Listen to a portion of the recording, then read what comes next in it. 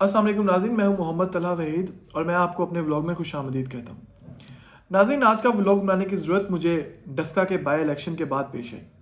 डस्का का वो by election जो सैयद इफ्तिखारुल हसन की वफ़ात के बाद हुकूमत ने 19 फरवरी को इनेकाद करवाया। नाज़रीन, आज इस बाई इलेक्शन के अंदर हमें पाकिस्तान की जमहूरियत का असल अक्स देखने को मिला। इंतहा पसंदों ने फायरिंग करके 2 लोगों को शहीद किया और 8 लोग शदीद ज़ख्मी हुए। नाज़रीन, आखिर पाकिस्तान में ये कौन सी जमहूरियत है? ये कौन से ऐसे इंतहा पसंद अनासर हैं?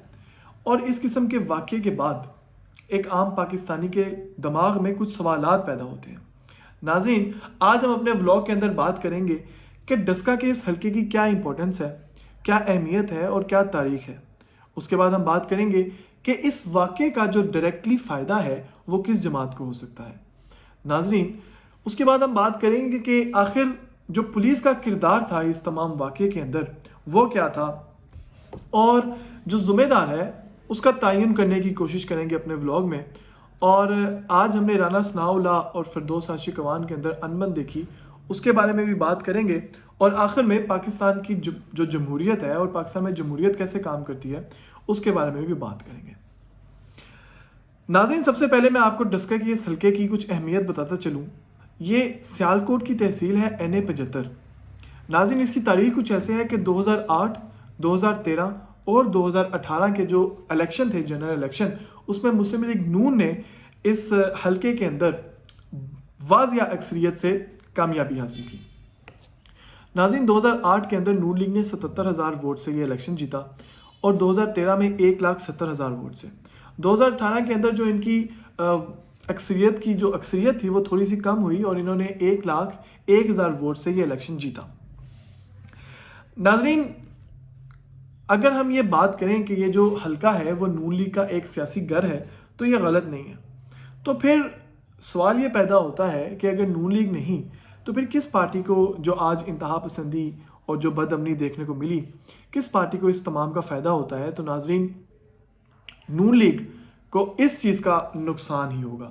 अगर नून लीग किसी किस्म की इस इलाके के अंदर बदअमनी करेगी और यहाँ इंतहा पसंदाना कार्रवाइयाँ करेगी तो नून लीग अपनी ही जो विनिंग मार्जिन है उसमें कमी लेकर आएगी, क्योंकि जो पोलिंग हल्के जो हमने देखे जहाँ पर जो वोटिंग रोकी गई वो नून लीग के स्ट्रॉन्ग होल्ड्स थे। नाज़रीन, जो इनडायरेक्टली फ़ायदा हासिल हुआ इन तमाम ह्यूमन एक्टिविटीज़ का, जिसकी वजह से काफ़ी लोगों को अपनी 2 लोगों को अपनी जान से हाथ धोना पड़ा और उसके साथ साथ जो इतने ज़्यादा लोग ज़ख्मी हो गए, उसका जो फ़ायदा है वो PTI को होता है। PTI के यहाँ पर अली अज़द मल्ली साहब हैं जिन्होंने 2018 में भी इलेक्शन लड़ा था और वो 2018 में भी 1 लाख के मार्जिन से हारे थे। और इस तमाम इलेक्शन के अंदर जो पुलिस का किरदार था और वो नहायत ही अफसोसनाक था। नाज़रीन, पुलिस का जो काम है, जब पुलिस को किसी हल्के के सामने डिप्लॉय किया जाता है तो उसका काम वोटर्स को तहफ़्फ़ुज़ देना है। वोटर्स को और जो इलेक्शन कमीशन का जो अमला होता है उसको तहफ़्फ़ुज़ देना है, ना कि वहाँ पर वोटिंग को रुकवाना।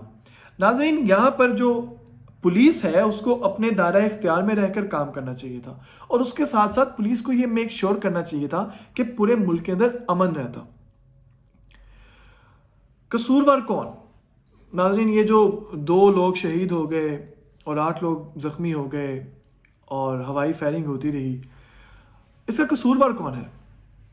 मुझे रियासत मदीना के दूसरे खलीफा हज़रत उमर रज़ी ताला अन्हु का एक कौल याद आता है कि अगर मेरी रियासत में एक कुत्ता भी भूखा मरे तो उसका कसूरवार मैं हूँ। तो नाज़रीन, यकीनन अगर किसी भी रियासत में किसी भी इंसान का कत्ल होता है तो डायरेक्टली जो रिस्पॉन्सिबल होती है वो हुकूमत होती है। ये जो खून है ना, ये खून हुकूमत के हाथों पर ही होता है। हुकूमत को चाहिए कि बाय इलेक्शंस के अंदर इतनी सिक्योरिटी प्रोवाइड करे। हुकूमत को चाहिए कि अच्छी तरह उस इलाके का तयन किया जाए, वहाँ पर ऐसे लोगों को डिप्लॉय किया जाए जो कि इस किस्म की जो इंतहा पसंदाना एक्टिविटीज़ हैं इनको ख़त्म कर सके, उसको डिफ्यूज़ कर सकें। नाज़रीन, आज ये हुकूमत है जो इस इलाके में जो सिक्योरिटी प्रोवाइड करने में नाकाम रही, जिसकी वजह से हमें जानी नुकसान उठाना पड़ा। नाज़रीन, उसके बाद हमने राना सनाउल्लाह साहब کو ایک بڑی ہی ولولہ انگیز تقریر کرتے سنا، اور جس میں انہوں نے کافی جو ان کی ورڈنگ تھی وہ کافی زیادہ خراب تھی. ان کو اس چیز سے اجتناب کرنا چاہیے تھا، اس قسم کی ورڈنگ سے اجتناب کرنا چاہیے تھا. الیکشن کے دوران آپ اس قسم کی تقاریر نہیں کر سکتے.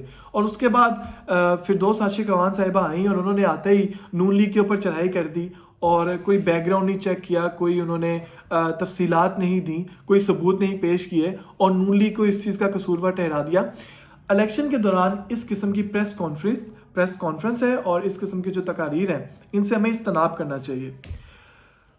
آخر میں ناظرین، پاکستان کی جمہوریت کے بارے میں بات کرتے ہیں تو یہ پاکستان کی جمہوریت کا ایک عکس تھا. ناظرین، یہ پاکستان کے اندر جمہوریت نہیں ہے، پاکستان کے اندر انتہا پسندی چلتی ہے.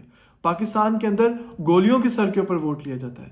ناظرین، پاکستان کے اندر بریانی کے سر کے اوپر ووٹ لیا جاتا ہے، اور یہ شروع سے ہی اسی طرح رہا ہے. ناظرین، ضرورت اس چیز کی ہے کہ ہم ان تمام جو پرابلمز ہیں ان سے نکلیں اور ان کو فیس کریں.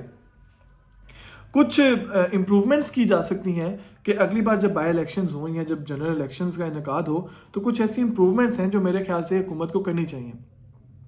جس میں سب سے پہلی جو امپروومنٹ ہے وہ سیکیورٹی فورسز کے بارے میں.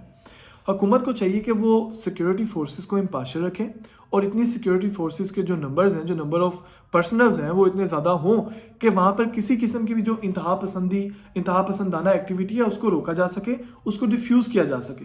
اس کے ساتھ ساتھ حکومت کو چاہیے کہ جو سیکیورٹی ایجنسی ہوتی ہے یا کوئی خفیہ ایجنسی ہوتی ہے، اس کے کچھ ایسے پرسنلز کو ڈپلوائے کیا جائے کہ وہ اس علاقے میں اس بائی الیکشن سے پہلے اس کی مکمل چھان بین کریں، اور جو اس طرح کے انتہا پسندانہ جو گروپ ہیں ان کی شناخت کریں اور ان کو گرفتار کیا جائے الیکشن سے پہلے. اور آخر میں جو میں سمجھتا ہوں ایک امپروومنٹ کی جا سکتی ہے وہ یہ ہے کہ پاکستان کے اندر یہ ٹرینڈ بن گیا ہے کہ جب بھی اس قسم کا کوئی واقعہ پیش آتا ہے تو دونوں جو جماعتیں ہوتی ہیں، جو حریف ہوتے ہیں، وہ ایک دوسرے کو اس کے اوپر الزام تراشی کرنا شروع کر دیتے ہیں. سیاسی سکورنگ کرنا شروع کر دی جاتی ہے اس قسم کے واقعات کے اوپر، جو کہ نہایت ہی افسوسناک ہے. ناظرین، دونوں جماعتوں کو چاہیے کہ وہ ایک پیج کے اوپر آئیں اور اس قسم کے جو واقعات ہیں ان کو ڈیناؤنس کیا جائے، ان سے کنارہ کشی کی جائے، اور اپنے جو ووٹر ہیں، جو اپنے سپورٹر ہیں، ان کو اس قسم کے اقدامات لینے سے ڈسکریج کیا جائے. آج جس طرح کہ پی ٹی آئی کی فردوس عاشق اعوان صاحبہ آئیں اور جس طرح نون لیگ کے رانا ثناء اللہ صاحب آئے، انہوں نے ایک دوسرے کو تنقید کا نشانہ بنایا. اس طرح جو ووٹر اور جو سپورٹر ہوتا ہے ان کے جو درمیان جو کشیدگی ہوتی ہے اس میں اضافہ ہوتا ہے. تو ان دونوں کو اکٹھے آنا چاہیے تھا، اور آگے سے بھی Noon League, P T I, People Party, Jamaat Islami, جہاں پر بھی یہ واقعات ہوتے ہیں وہ سارے اکٹھے ایک پیج کے اوپر آئیں اور ڈسکریج کیا جائے. اپنے سپورٹرز کو سارے ڈسکریج کریں اس قسم کے واقعات سے. اسی کے ساتھ ناظرین، میں آپ لوگوں سے اجازت چاہتا ہوں. اللہ حافظ.